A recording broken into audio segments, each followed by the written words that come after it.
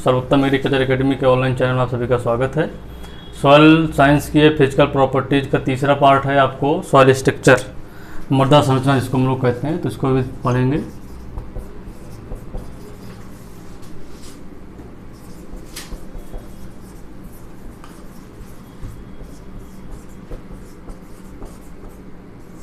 मृदा संरचना।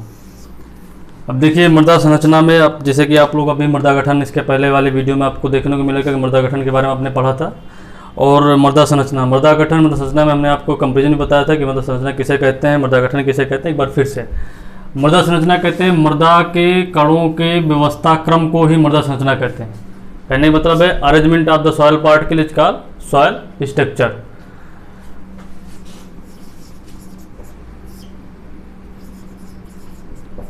मृदा कणों के व्यवस्था क्रम को मृदा संरचना कहते हैं। मृदा कणों के व्यवस्था क्रम को मृदा संरचना कहते हैं। Arrangement of soil particle is called soil structure.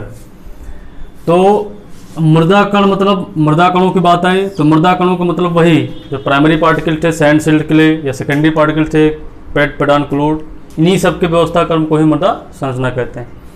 दूसरा पॉइंट होता है मृदा संरचना शब्द सर्वप्रथम किसने दिया था। ये क्वेश्चन आपसे पूछा जाता है, मृदा संरचना शब्द सर्वप्रथम किसने दिया था, तो आपका आंसर आता है बाइबल। बाइबल एक साइंटिस्ट थे जिन्होंने दिया था मृदा संरचना शब्द का सर्वप्रथम प्रयोग इन्होंने किया था। इन्होंने बताया था मृदा संरचना क्या होती है, तो बाइबल एक साइंटिस्ट है जिन्होंने मृदा संरचना दिया था। तो क्वेश्चन पूछा जाता है कि मृदा संरचना शब्द सर्वप्रथम किसने दिया था, तो बाइबल ने दिया था। अब हम लोग पढ़ते हैं कि मृदा, इसमें एक होता है जो सेकेंडरी पार्टिकल होते हैं पेड, पेडान, और होता है क्लोड। क्लोड का मतलब होता है जो ढेला होते हैं मिट्टी के, उन्हीं को क्लोड कहते हैं। पेड जो होती है ये नेचुरल एग्रीगेट है,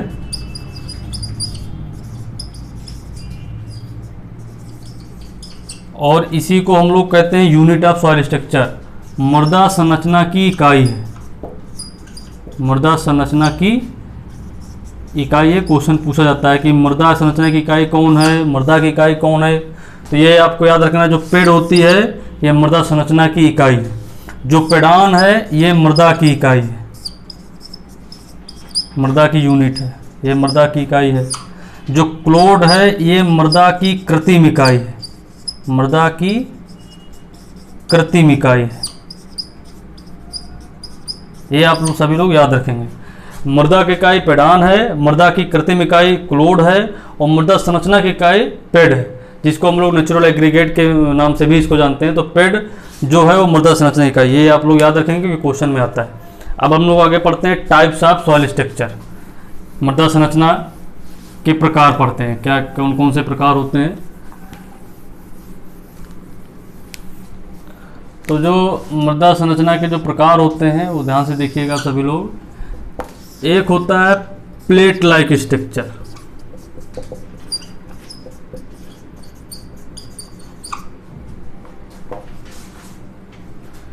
प्लेट लाइक स्ट्रक्चर है। दूसरा है प्रिज्म लाइक। तीसरा है ब्लॉक लाइक। चौथा है स्फीयर लाइक। अब देखिए जो प्लेट लाइक है ये दो प्रकार का है। एक होता है प्लेटी, इसकी हिंदी भी वही है इसलिए हम इसको इंग्लिश में लिख रहे हैं, आप लोग परेशान हो कि जो प्लेटी है प्लेटी की हिंदी इंग्लिश दोनों वही है। दूसरा होता है लैमिनार।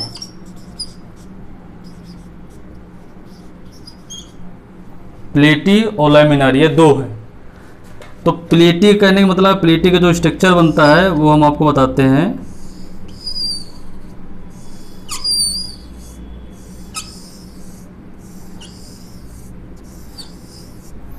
इस प्रकार का कुछ प्लेटी का स्ट्रक्चर बनता है। कहने का मतलब है, क्वेश्चन पूछा था प्लेटी स्ट्रक्चर किसे कहते हैं, तो कहने का मतलब प्लेटी स्ट्रक्चर की जो परत पाई जाती है वो होती है मोटी पाई जाती है। इसमें जो स्ट्रक्चर की जो परत होती है वो मोटी पाई जाती है।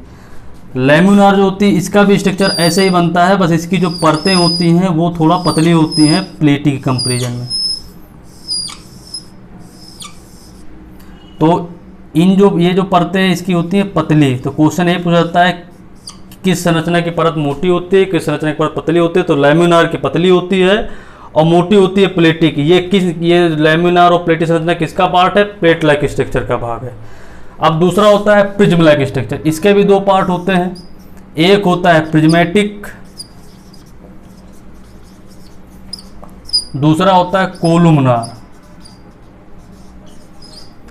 प्रिज्मेटिक में होता क्या है कि जो स्ट्रक्चर पाई जाती है वो प्रिज्म लाइक संरचना पाई जाती है, ऐसे इस टाइप की संरचना पाई जाती है प्रिज्म लाइक।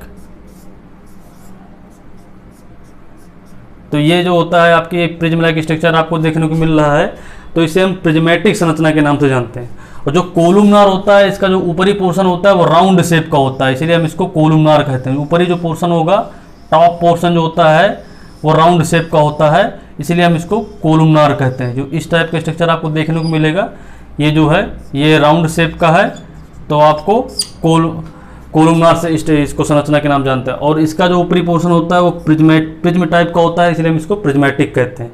तो यही फर्क है प्रिज्मेटिक और कोलुमनार। कोलुमनार का जो ऊपरी टॉप पोर्शन होता है संरचना का वो राउंड शेप का होगा, गोलाकार का होगा, और प्रिज्मेटिक का जो ऊपरी पोर्शन होगा वो प्रिज्म लाइक स्ट्रक्चर होगा। तो हम इसको प्रिज्मेटिक कहेंगे और इसको कोलुमनार कहेंगे।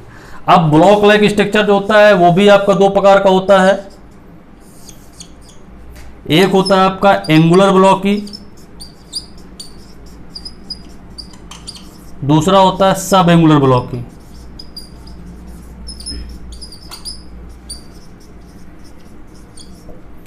अब देखिए एंगुलर ब्लॉकी और सब एंगुलर ब्लॉकी में कोई दिक्कत इसमें बस यही है कि जो एंगुलर ब्लॉकी होता है इसका फ्लैट टाइप का स्ट्रक्चर होता है, फ्लैट। तो जो भी होगा वो एक चपटे आकार का स्ट्रक्चर बनेगा, उसमें ये पोर्स पाए जाएंगे। और जो सब एंगुलर ब्लॉकी होगा उसका राउंड शेप का स्ट्रक्चर बनेगा, बस इसमें ये फ्लैट और राउंड ये इसमें फर्क पाया जाता है। अब आता है स्फीयर लाइक, जो मोस्ट इंपॉर्टेंट है। इसके भी दो पार्ट होते हैं, एक होता है ग्रेनुलर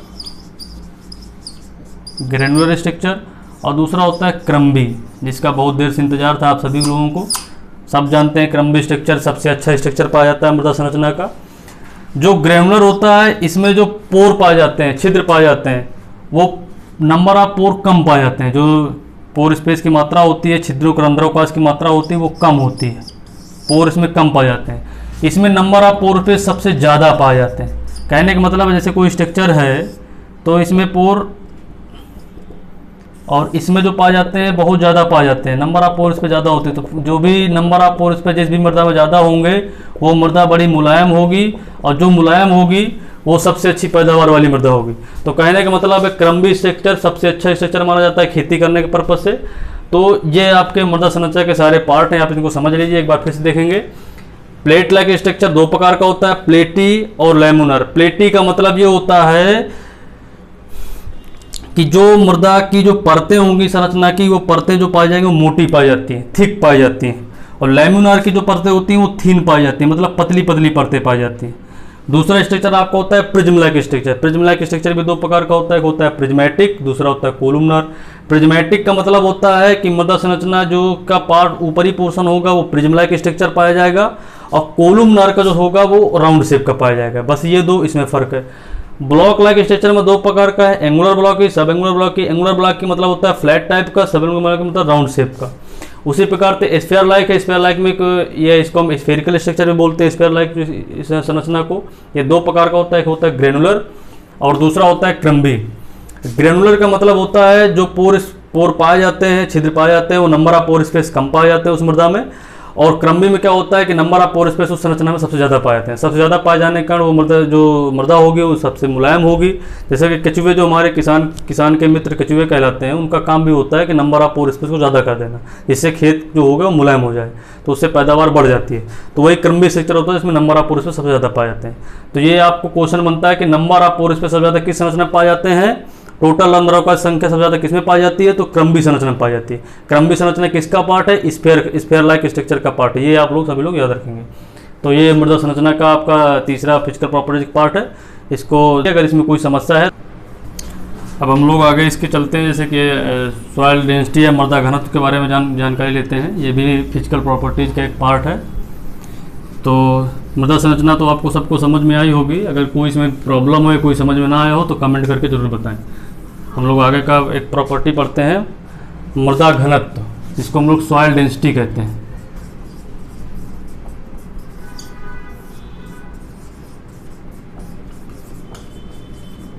इसे मृदा घनत्व कहते हैं। जो सॉइल डेंसिटी होती है ये दो प्रकार की होती है। एक होती है बल्क डेंसिटी, दूसरी होती है पार्टिकल डेंसिटी।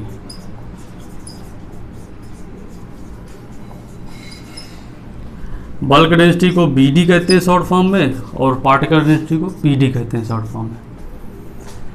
डेंसिटी का मतलब ही होता है घनत्व। घनत्व की यूनिट वही होगी जो डेंसिटी की होती है। डेंसिटी को किससे मापते हैं ये भी ध्यान देंगे। तो मापते किससे हैं? पिकोनोमीटर से। पूछा जाता है कभी कभी कि डेंसिटी को किससे मेजर करते हैं, तो पिकोनोमीटर से डेंसिटी को हम लोग मापते हैं, मेजरमेंट करते हैं। डेंसिटी सॉइल डेंसिटी है, हम लोग सॉइल से डेंसिटी पढ़ रहे हैं, मतलब मृदा घनत्व पढ़ रहे हैं। तो मृदा घनत्व दो प्रकार का होता है, एक बल्क डेंसिटी, दूसरी पार्टिकल डेंसिटी। इसको बोलते हैं स्थूल घनत्व और इसको बोलते हैं हम लोग कण घनत्व। जो बल्क डेंसिटी होती है इसको हम लोग असत्य घनत्व के नाम से भी जानते हैं।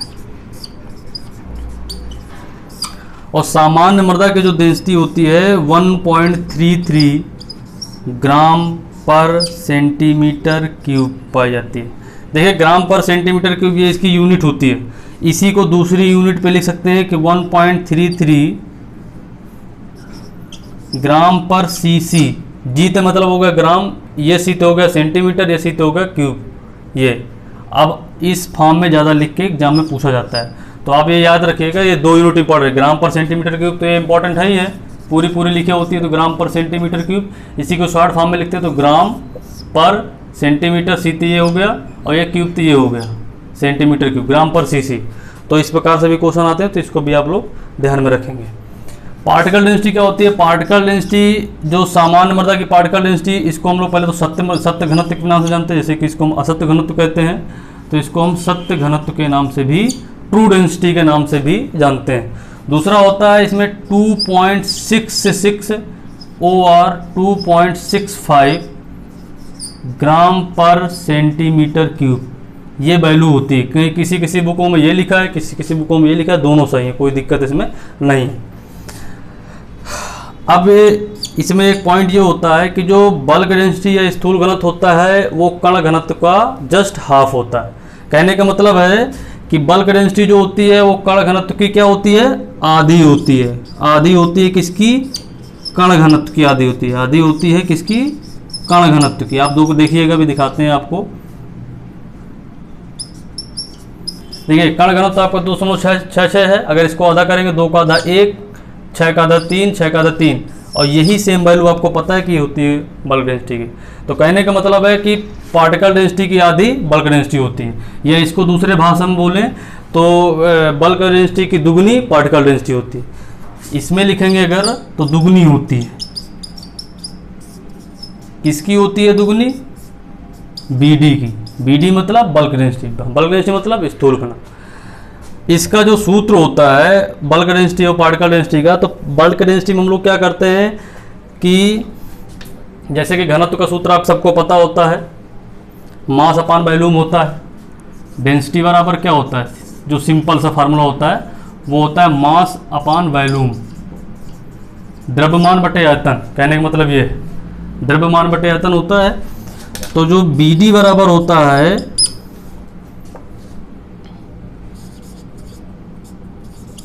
Weight of oven dry soil,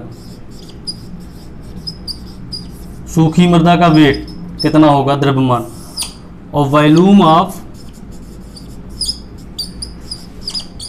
oven dry soil, जिसका वेट लेंगे उसी का वॉल्यूम लेंगे, ये बल्क डेंसिटी कहती है। पार्टिकल डेंसिटी का क्या होता है?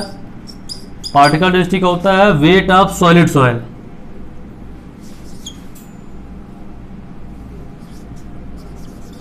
वेट ऑफ सॉइल सॉलिड्स, ठोस मृदा का वेट कितना होगा, और इधर हो जाएगा आपका नीचे वॉल्यूम ऑफ सॉइल सॉइलेज, ठोस मृदा का वेट और ठोस मृदा का आयतन।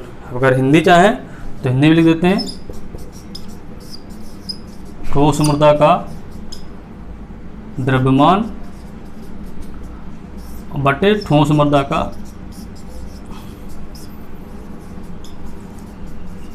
आयतन, ये PD मतलब पार्टिकल डेंसिटी बराबर होता है।